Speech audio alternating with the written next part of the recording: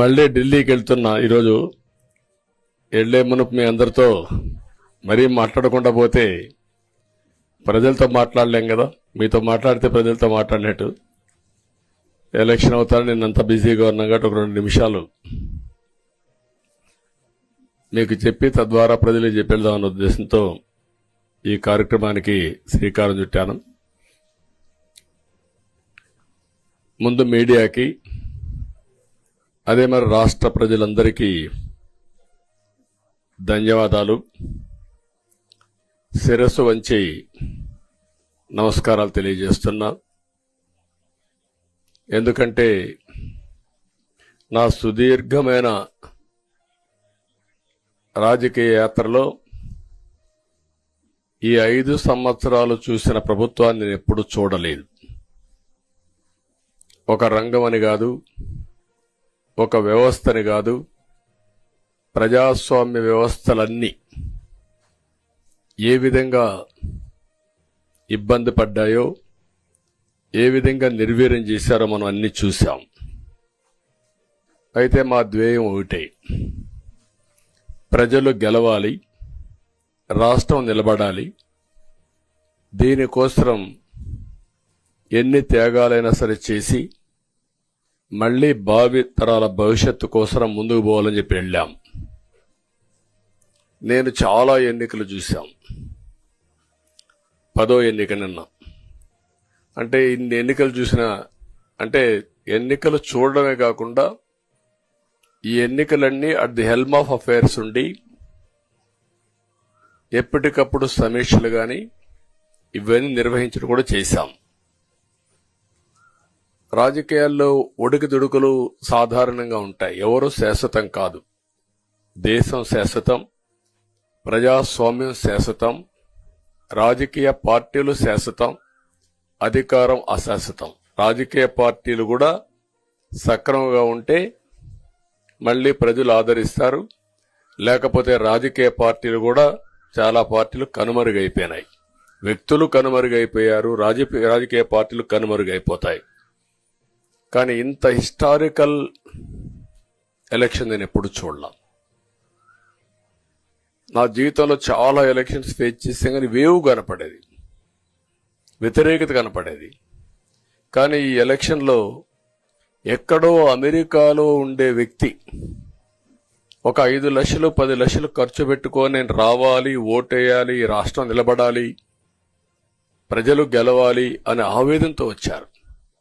ఎక్కడో పక్క రాష్ట్రాల్లో ఎక్కడో కడుపు నిండడం కోసం కూలి పనులకైనటువంటి వ్యక్తులు, పాచి పనులు చేసుకునే వ్యక్తులు సొంత డబ్బులు పెట్టుకొని నేరుగా ఇక్కడ రైల్వే స్టేషన్లో చూస్తే, బస్ స్టాండ్లో చూస్తే భోజనం కూడా ప్యాక్ చేసుకొని తీసుకొచ్చి ఇక్కడ భోంచేసి ఓటేసే పరిస్థితికి వచ్చారు. ఈ కమిట్మెంట్ ని ఏ విధంగా వర్ణించాలో నాకైతే అర్థం కాదు. ఏ విధంగా వాళ్ళని అభినందించాలో కూడా అర్థం కాని పరిస్థితి. అనేక ఎన్నికల్లో అనేక అనుభూతులు చూశాం. కానీ మేము అన్ని ఎన్నికల కంటే ఇది ఒక తెలుగుదేశం పార్టీ చరిత్రలో, ఆంధ్రప్రదేశ్ రాష్ట్ర ప్రజల చరిత్రలో సువర్ణాక్షరాలతో లిఖించదగ్గ ఎన్నిక. ఇది ఒక హిస్టారికల్ ఎన్నిక. ఆగస్టు క్రైసిస్ తర్వాత, ఎన్టీ రామారావు గారు పార్టీ పెట్టిన తర్వాత 83లో మేము గెలిచాం. అప్పుడు 200 సీట్లు వచ్చాయి. కొత్తగా పార్టీ పెడతానే ఎన్నికలకు వెళ్లి 9 నెలలు అధికారంలోకి వస్తే 200 సీట్లు వచ్చాయి. 94లో మీరు ఒక్కసారి చూస్తే ప్రజా వ్యతిరేకం వల్ల 3 ముఖ్యమంత్రులు మారడం వల్ల ఆ రోజు మీరు ఎన్నికలు చూస్తే దగ్గర అపోజిషన్ పార్టీకి రిక్వైర్డ్ నెంబర్, అంటే అపోజిషన్ లీడర్గా వచ్చే స్టేటస్ రాకుండా వచ్చాయి. అవన్నిటిని మరిపించే విధంగా ఈసారి ఊహించని విధంగా వచ్చింది. అంటే దానికి కారణాలు నేను ఎక్కువ చెప్పక్కర్లేదు, అనుభవించిన ప్రజలకే అర్థమవుతుంది. ఎప్పుడైనా సరే ప్రజాస్వామ్యంలో ప్రాథమిక హక్కు మాట్లాడే స్వేచ్ఛ. ఆ స్వేచ్ఛనే కోల్పోవాల్సి వచ్చింది. అదే కాదు, బ్రతికే స్వేచ్ఛ, ఆస్తులు పెట్టుకునే స్వేచ్ఛ, ఇవన్నీ కోల్పోయే పరిస్థితి వచ్చింది. అందుకే మీరు చూస్తే మొన్న ఎలక్షన్లో సరే ఏ విధంగా మేమందరం కలిశాం అవన్నీ మాకంటే ముందు మీకే తెలుసు. కలిసినప్పుడు ఎవ్రీ ఈవెంట్ ఇవి వేదిక నుంచే ప్రారంభించాం. అక్కడి నుంచి ముందుకెళ్ళాం. ఆ రోజు చెప్పాం, ఈ రోజు ఒకటి చెప్తున్నాం. మా ఆలోచన ప్రజలు గెలవాలి, రాష్ట్రం నిలబడాలి. అంతవరకు సాధించగలిగాం. 55.38% ఓట్లు పడ్డాయి. దీంట్లో తెలుగుదేశానికి 45.60% పడ్డాయి. వైసీపీకి 39.37% పడ్డాయి. ఇది ఊహించినటువంటి ఒక్కొక్కసారి 95,000 మెజారిటీ. ఒకప్పుడు నేను చార్మినార్ ఎగ్జాంపుల్ చెప్పేవాడిని. చార్మినార్ అంటే అక్కడ ఎంఐఎం కంచుకోట, అక్కడ ఎప్పుడు ఎక్కువ ఓట్లు వచ్చేటివి. ఆ తర్వాత కుప్పం, సిద్దిపేట పోటీ పడేటి రెండో స్థానానికి. అప్పుడు కూడా 70,000, 80,000, 50,000 కాడ ఆగిపోయేవాళ్ళం. ఈసారి 95,000, 94,000, మళ్ళా 92,000, 91,000. మంగళగిరి లాంటి కాన్స్టిట్యున్సీలు 91,000 మెజారిటీ. ఏ విధంగా అభివర్ణించాలో నాకైతే అర్థం కాదనమాట. అంతా ఇదెళ్లిపోయినాయి. ఇవన్నీ చూసిన తర్వాత ప్రజలు ఇచ్చిన తీర్పు మీరు చూస్తే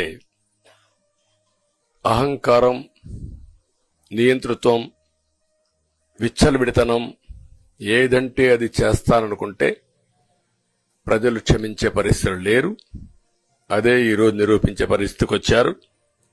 ఒక మాటలో చెప్పాలంటే ఈసారి వీళ్ళు చేసింది గుణపాఠం పాలకులకు కాదు, అవినీతి అహంకారంతో ముందుకు పోయే ఎలాంటి ధ్వంసకారులకైనా ఇదే జరుగుతుందని నిరూపించారు ప్రజలు.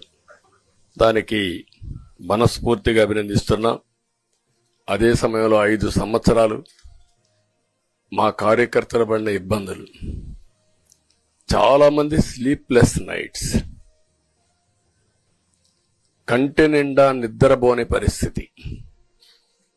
అక్కడి నుంచి నేను చూస్తే చాలా కడాన మనిషిని హింస పెడుతూ, నువ్వు ప్రాణంతో బతకాలంటే జై జగన్ అనమంటే జై తెలుగుదేశం, జై చంద్రబాబుని ప్రాణాలు వదిలిన సందర్భం చంద్రయ్య.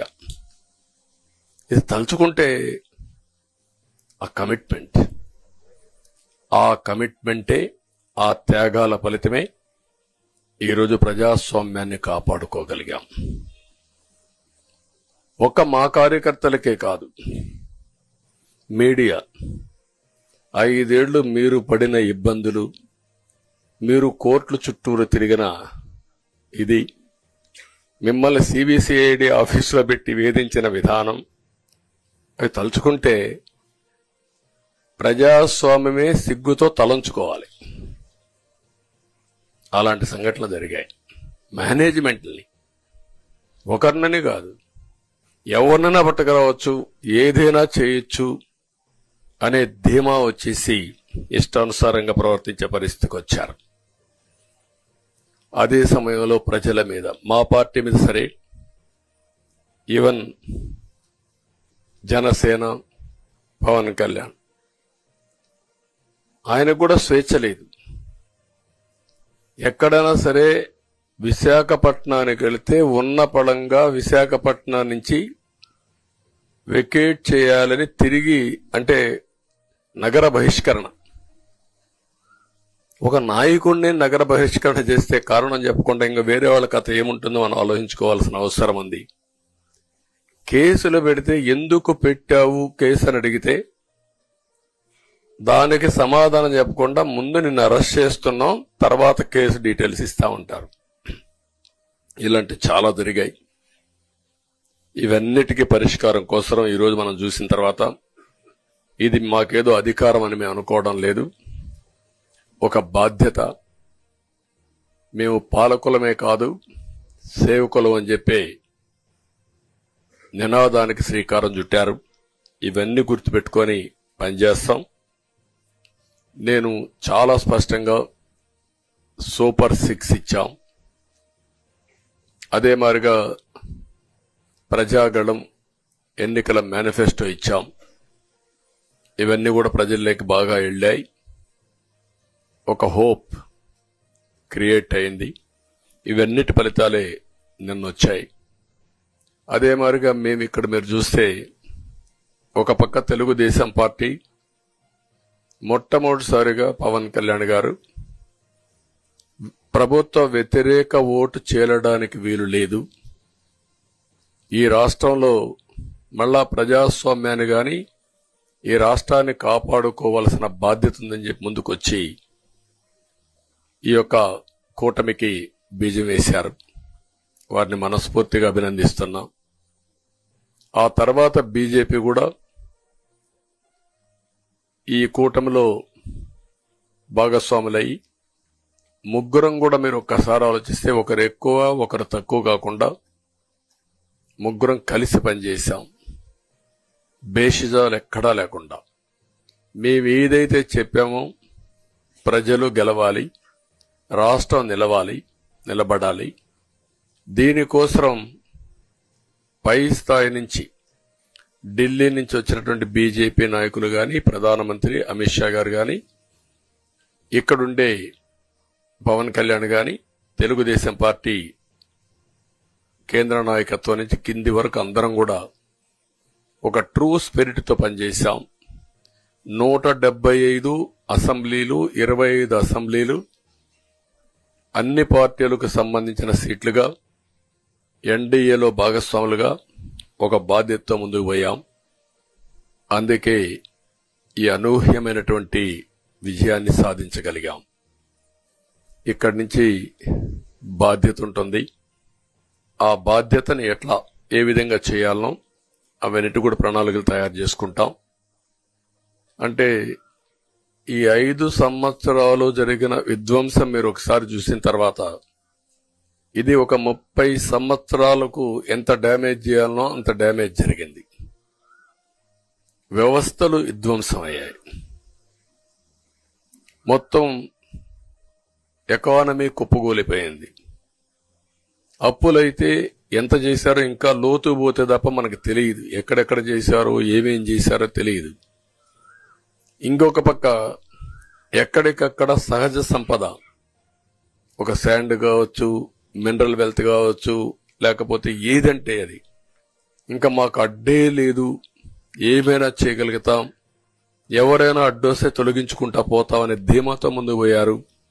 కొంతమంది భయపడి రాలేకపోయారు, ఎదిరించలేకపోయారు. నా కళ్ల ముందర ఒక రైతు చూస్తే ఆ పొలం పక్క నుండి ఇసుక తీసేస్తే అక్కడ భూగర్భ జలాలు ఉండవు. వ్యవసాయానికి నీళ్లు కూడా కొరత వస్తుంది. పక్క నుండే పొలాల్లో కూడా నీళ్లు ఉండవు. కానీ మాట్లాడే సాహసం చేయలేకపోయాడు. ఆయన కళ్ల ముందర ఆయన పొలంలో మట్టి తీసుకుపోతా ఉంటే ఎదిరించలేని నిస్సహాయ స్థితికి వచ్చాడు. మా వాళ్లు పోతే హౌస్ అరెస్టులు చేశారు. ఇవన్నీ చెప్పుకుంటూ పోతే ఒకటి కాదు, చాలా జరిగాయి. అవన్నీ కూడా ఏ విధంగా చేయాలనో చేస్తూనే మళ్లీ వ్యవస్థలన్నీ కూడా పునరుద్ధరించాల్సిన బాధ్యత ఉంది. అదే మరిగా మాకు ఒక 4-5 రోజులు ఇవన్నీ చూసిన తర్వాత, డెప్త్కి పోయిన తర్వాత, మీరు పేపర్లో రాసినట్టు గాని మేము మాట్లాడినట్టు గాని ఒక లెవెల్లో ఆగిపోయినాయని నా ఉద్దేశం. ఎందుకంటే నేను రాజకీయాలు 40 ఏళ్లు చూశాను. ప్రభుత్వాలను మేము అధికారం ఉన్నప్పుడు చూశాను, బాగు చేసి మళ్ళా అపోజిషన్కి వస్తానే వీళ్ళు నాశనం చేస్తే మళ్లీ నేను అధికారంలోకి వస్తానే దాన్ని బాగు చేయాలంటే ఎన్ని కష్టాలు ఉన్నాయో నేను చూశాను. ఒకప్పుడు పవర్ సెక్టర్ మీరు చూస్తే కరెంట్ ఎప్పుడు వస్తుందో ఎప్పుడు పోతుందో తెలియని పరిస్థితి నుంచి హైదరాబాద్ లో విద్యుత్ సౌధ దగ్గర రాఘవరెడ్డి ఉండేవాడు, కమ్యూనిస్ట్ లీడర్. నల్గొండ నుంచి రైతులు తీసుకొచ్చి సమ్మర్ వస్తే అసెంబ్లీ ఏప్రిల్లో ఉంటే గొడవలు. సగం టైం మేము కరెంటు కొరత పైనే చర్చించేవాళ్ళం. That were the days. అలాంటిది నేను 2099 నుంచి పవర్ సెక్టర్ రిఫార్మ్స్ తీసుకొచ్చి 2004కి సర్ప్లస్ బాధ్యతతో క్వాలిటీ పవర్ ఇవ్వడం మొదలుపెట్టాం. 2014కు మళ్ళీ 22 మిలియన్ యూనిట్లు ఆంధ్రప్రదేశ్లో కొరత కరెంటు. వ్యవస్థలన్నీ నిర్వీర్యం అయిపోయినాయి. తర్వాత మళ్లీ సెట్ చేసి 2 నెలలు 3 నెలలు కరెంటు కొరత లేకుండా చేసి వ్యవస్థలన్నీ పటిష్టంగా చేసి సోలార్ విండ్ తీసుకొచ్చి కాస్ట్ తగ్గిస్తే ఇప్పుడు మీరు చూశారు ఎంత పవర్ ఛార్జెస్ పెంచారు. 9 సార్లు పెంచారు. ఎందుకు పెంచారో నోబడీ నోస్. దానికి రీజనే లేదు. ఇప్పుడు ఎక్కడుందో దాన్ని ఎత్తుక్కుంటే ఎంత లోతు పోయిందో కూడా తెలియదు. దాన్ని ఏ విధంగా రిపేర్ చేయాలి, ఎంత డబ్బులు తెచ్చారు, ఏ పేరుతో తెచ్చారు, అవన్నీ ఒక వ్యవస్థను కాదు, సంబంధం లేని వ్యవస్థతో డబ్బులు తీసుకొచ్చి సంబంధం లేని డిపార్ట్మెంట్కి ఇచ్చారు. ఇలాంటి చాలా ఉన్నాయి. అవన్నీ ఇన్ కోర్స్ ఆఫ్ టైం మీకు కూడా చెప్తాం. అల్టిమేట్ గా ఇదేదో మేము అధికారం అంటే జుబిలియంట్ గా బ్రహ్మాండంగా ఉందనుకోవడానికి కాదు. ఒక బాధ్యతతో మా మీద ఎంత నమ్మకం పెట్టుకున్నారో ఈ ప్రజల్ని మళ్లీ ఒక దారి చూపించే మార్గం మేము చూపిస్తాం. ఇంకొక పక్కన మీరు ఒకసారి ఆలోచిస్తే ఇదే అసెంబ్లీలో నాకు, మా కుటుంబానికి, మా మిస్సెస్కి జరిగినటువంటి అవమానానికి నా జీవితంలో ఎప్పుడూ బాధపడలా. నా మీద బాంబులతో దాడి చేసినప్పుడు కూడా వీరోచితంగా ఎదుర్కొన్నా. 2003 సెప్టెంబర్, అక్టోబర్ నాకు ఇప్పటికి కూడా జ్ఞాపకం. ఆ రోజు నా మీద బాంబులు చేసినప్పుడు చాలా ఒక పానిక్ రియాక్షన్ లో కూడా నేను భయపడలేదు. అలాంటి వ్యక్తిని మీరు చూస్తే అది ఆ సంఘటన చూసిన తర్వాత ఇలాంటి కౌరవ సభలో ఉండడం కరెక్ట్ కాదని అసెంబ్లీలో చెప్పి దానికి కూడా మైక్ ఇవ్వకపోతే చెప్పేసి బయట వచ్చి ప్రెస్ కాన్ఫరెన్స్ చెప్పి అనౌన్స్ చేశాను. మళ్లీ క్షేత్రస్థాయిలో గెలిచి అసెంబ్లీని గౌరవ సభ చేసి అసెంబ్లీకి ఎంటర్ అవుతానని చెప్పాను. నేను ఏదైతే ఆ రోజు ఒక ప్రతిజ్ఞ చేశాను దాన్ని నిజం చేయడానికి ప్రజలు సహకరించారు. మామూలుగా సహకారం కాదది. నేను ఇన్ని సంవత్సరాలు చాలా సార్లు చాలా ఎలక్షన్లో గెలిచాం, కొన్ని ఎలక్షన్లో ఓడిపోయాం. ఎలక్షన్లో ఓడిపోయినప్పుడు నేను ఎప్పుడూ కుంగిపోలేదు. ఎలక్షన్లో గెలిచిన తర్వాత గంతులేలేదు. నిబ్బరంగా ఓడిపోయినప్పుడు ఒక బాధ్యత ప్రతిపక్షంలో ఉండి పనిచేయాలి, గెలిపించినప్పుడు ఒక బాధ్యత ప్రజలకు మెరుగైన సేవలు అందించి వాళ్ళని ముందుకు తీసుకుపోవాలని ప్రయత్నం చేశాం. ఎప్పుడూ ప్రజాప్రచారనే ఉన్నాం. అలాంటిది జరిగిన తర్వాత ఈరోజు మళ్లీ ఇదే అసెంబ్లీకి నేను ఏదైతే చెప్పానో అది చేసి వెళ్ళడం అనేది ఒక తృప్తి, ఒక గౌరవం.